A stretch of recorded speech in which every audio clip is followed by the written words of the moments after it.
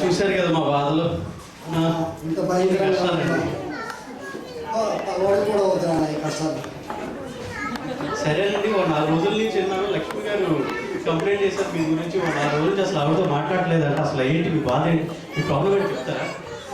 Problem అంటే ఏముందండి, తన అమ్మాయి అవడమే ప్రాబ్లం.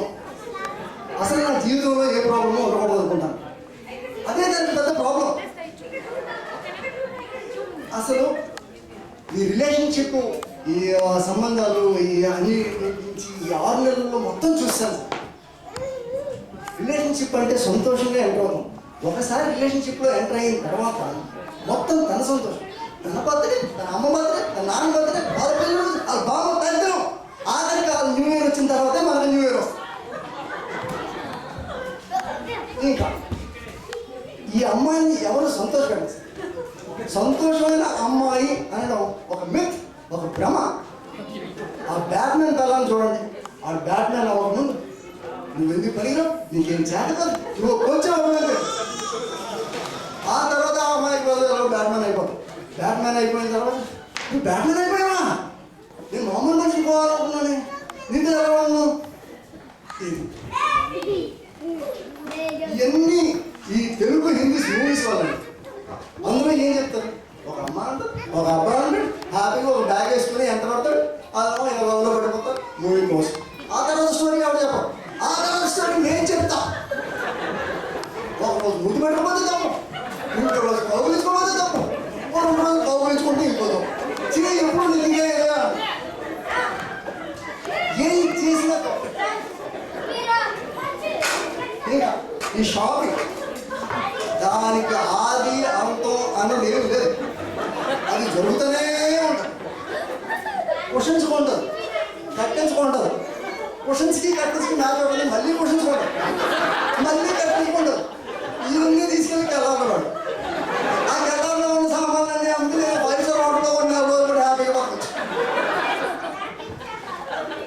ఇంకా ఆఫీస్లో ఉంటాం, ఏదో బిజీగా పని చేస్తుంటాం.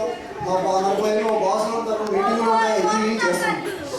బిజీగా ఉంటాం, ఫోన్ చేస్తాం. బిజీగా ఉన్నాను మాట్లాడలేము అని చెప్తాం. అది అర్థం చేసుకోవడం అంత కష్టం అండి. 2 నిమిషాలు మాట్లాడితే ఏమవుతుంది అని, 2 నిమిషాలు మాట్లాడిస్తే నీకేమవుతుంది తెలియదు అంట. ఈ ఆరెంజ్ ఇవన్నీ కాదు కానీ ఆ ఫ్రీ కాల్స్తో చంపేస్తాను ఈ ఆరెంజ్. నేను అప్పుడే బోర్ కొట్టేసానా, ఏంటి మాట్లాడడం,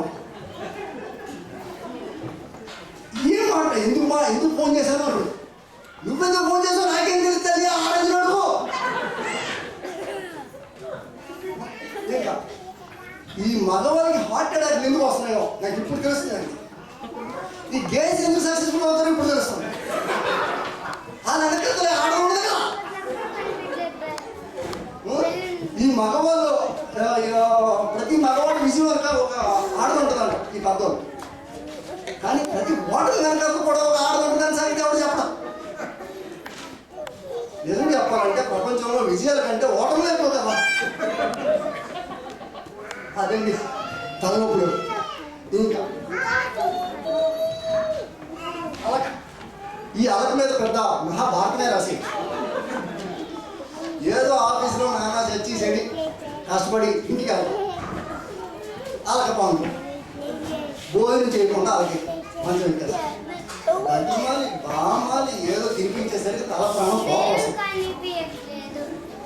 ఆ తర్వాత ఇదంతా అయిన తర్వాత ప్రశాంతంగా ఏ మూలకి వెళ్ళి గాడిలోకి వెళ్ళి కూర్చున్నామా, ఏం ఆలోచిస్తున్నాం, ఏం ఆలోచిస్తున్నాం, ఏం ఆలోచిస్తున్నాం, ఏం ఆలోచించింది ఎంతమ్మా నీ నోరే కుట్టి ఎవరు ఆలోచిస్తున్నావు. మన బొడలో వెబ్కేమ్ పెట్టుకుని చూసుకోమన్నాడు. ఇంకా ఎనీ డిస్కషన్ ఎందుకంటే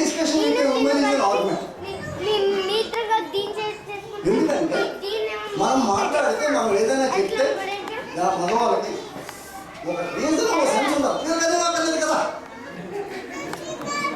ఇంకా ఈరోజు ఏదో గొడవ అవుతుంది, దాని ఏదో పాల్గొడుతున్నాం, మాఫీ చేసుకున్నాం, మొత్తానికి క్లోజ్ చేస్తాం.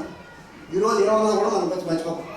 2 నెలల తర్వాత మళ్ళీ 2 నెలల తర్వాత కింద మీరు అన్నావు, 2 నెలల కింద ఏమన్నావు ఎవరు గుర్తుంటుంది